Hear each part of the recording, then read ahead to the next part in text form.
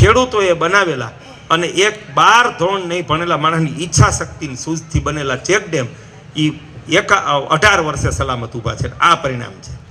આવું પરિણામ એક એક ક્ષેત્રમાં લાવી શકાય. આ વર્ષે સૌરાષ્ટ્રમાં દુષ્કાળ છે. 2000 ઉપર સપ્તાહો થઈ, પણ એક પણ ગામમાં તળાવ ના બન્યું. એક પણ ગામમાં તળાવ ના બન્યું. 4000 ગામ જળ સમસ્યાથી હાવ ગ્રસ્ત છે. બરોબર. આ દેશના રોગનું મૂળ છે. આ દેશના દુઃખનું મૂળ છે કે આપણે પ્રશ્ન ઉકેલનારી પ્રજા જ નથી.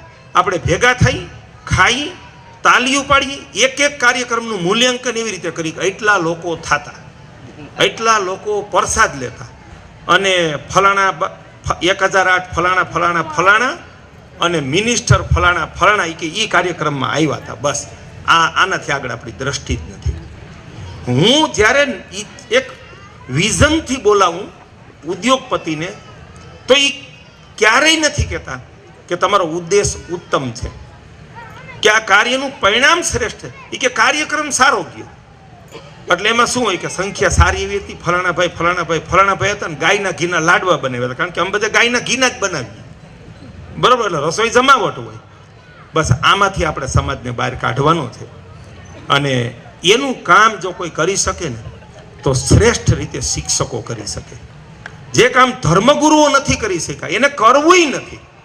વાળો સલામત છે તો બહારની દુનિયાની પરવા જ નથી. વાળાની બહાર શક્તિશાળી કોણ છે? પૈસાદાર.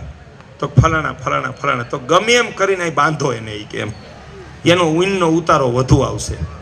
હે, બરાબર, એનો ઊનનો ઉતારો વધુ આવશે. એ કે એટલે એ ઘેટાઓને પકડી પકડીને ત્યાં બાંધવામાં આવે છે. અને મંદિર તો હરીફાઈથી બને છે. મંદિર શું કરવા? કાંઈ સંસ્કૃતિ રક્ષા માટે બને છે?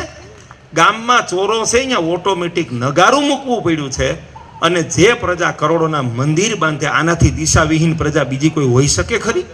હે, કે એક મંદિર છે, ત્યાં કોઈ દર્શને નથી જાતું, ત્યાં કોઈ ટંકોરી વગાડવા વાળું નથી, અને હરીફાઈથી માતાજીઓના સંપ્રદાયોના ઝીકા ઝીક કરીએ છીએ, અને એના જમણવાર કરી રાખીએ છીએ, અને એમ માનીએ છીએ કે આપણાથી મહાન કોઈ નથી.